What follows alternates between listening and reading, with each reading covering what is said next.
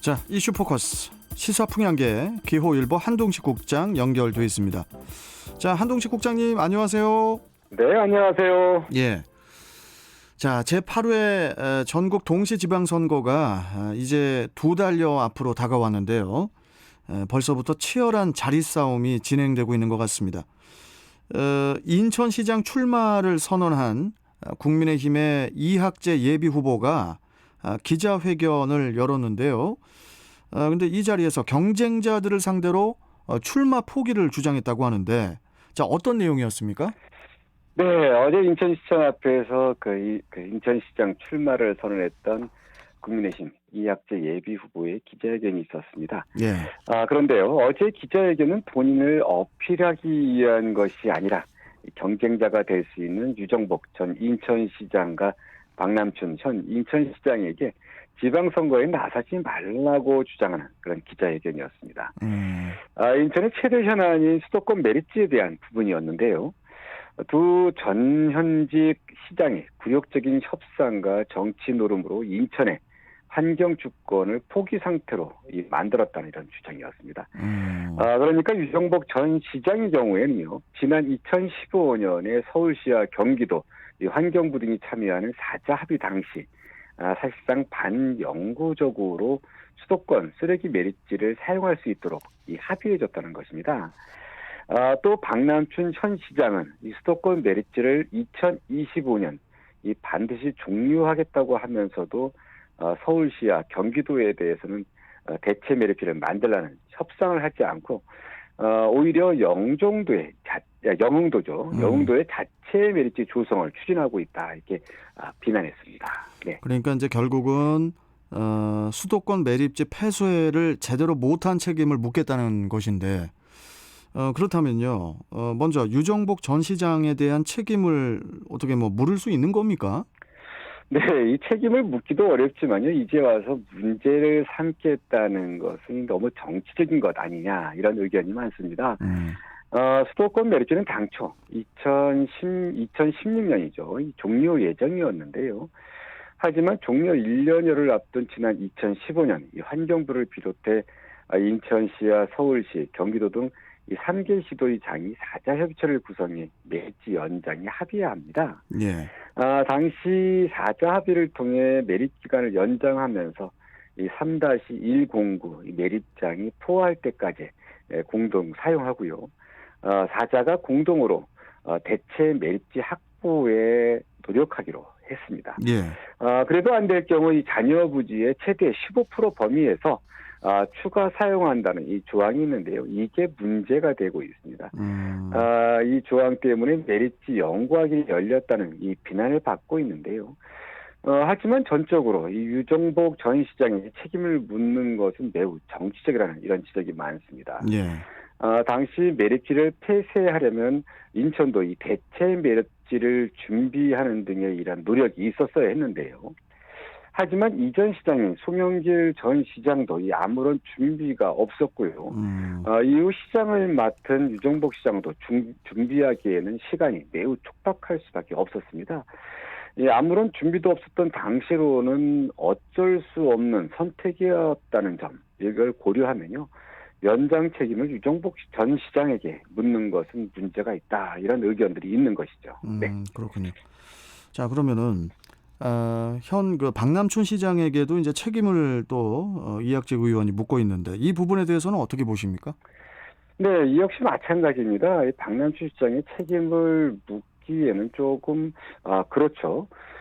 사실 인천시는 대체 메리츠를 찾기 위해 그동안 이 서울시와 경기도 등과 함께 협상을 진행하면서 대안을 모색해 왔습니다. 예.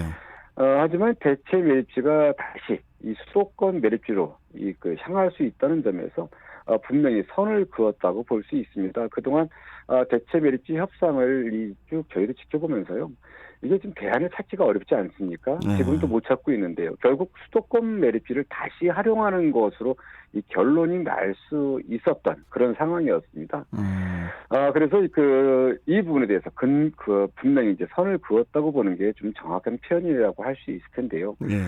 그리고 폐기물 처리의 대원칙인 이 배출자 처리를 앞세워서 2025년 종료를 선언하고 이를 위한 준비로 영도에 인천만의 자체 매립지를 조성하고 있는 것입니다.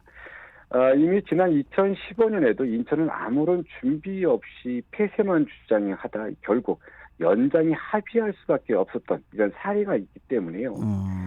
박남춘 시장으로서는 대비를 하는 것이라고 이렇게 할 수 있고요. 예. 이 때문에 그 박남춘 시장의 책임을 묻는 건 역시 정치적인 그런 의도가 있는 것 아니냐 이런 의견들이 많습니다. 네. 그렇군요.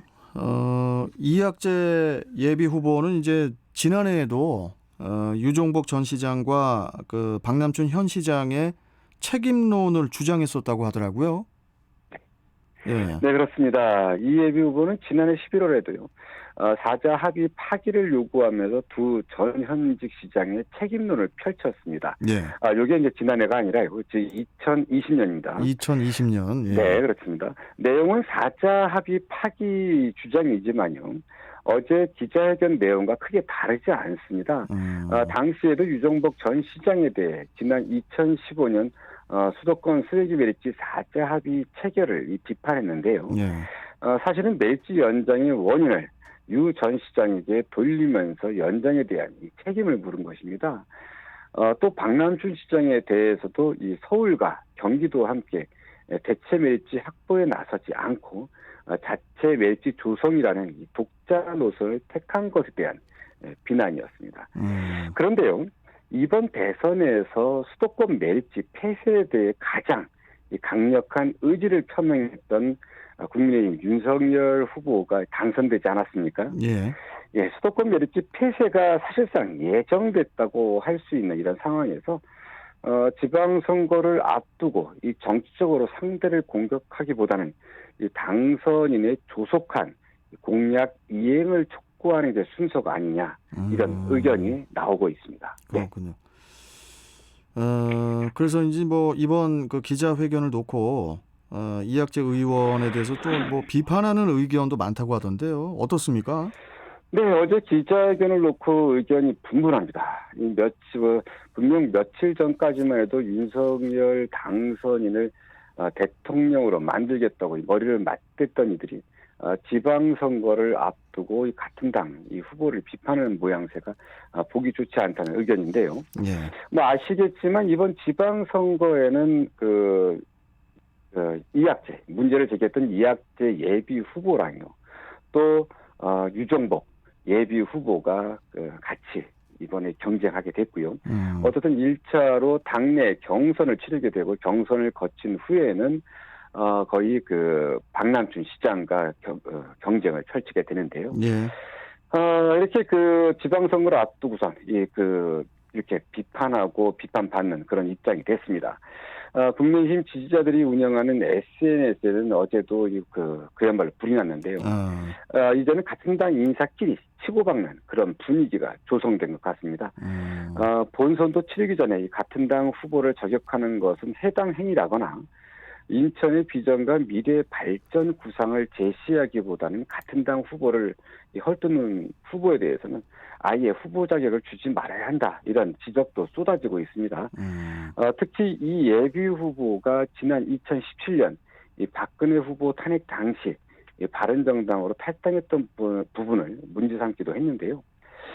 이학재 예비 후보가 쏘아올린 유종복 전 시장 저격에 대해 국민의힘 내부에서는 진흙탕 싸움으로 번질 조짐이 벌써부터 다분해 보입니다.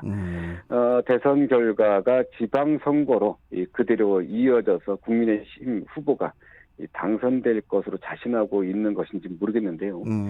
이번 사태를 보는 인천 시민들은 어떤 생각을 하게 될지 궁금합니다. 네. 참 대선 경선 때도 그랬지만은 지방선거에서의 그 후보들의 기싸움 또한 만만치가 않을 것 같고요. 네. 여하튼 인천시장 후보군들의 각 진영에서의 혈혈 전투가 앞으로 좀 본격화될 것 같습니다. 네. 자, 오늘 말씀 여기까지 듣겠습니다. 고맙습니다. 네, 감사합니다. 네, 자 이슈 포커스 기호일보 한동식 국장이었습니다.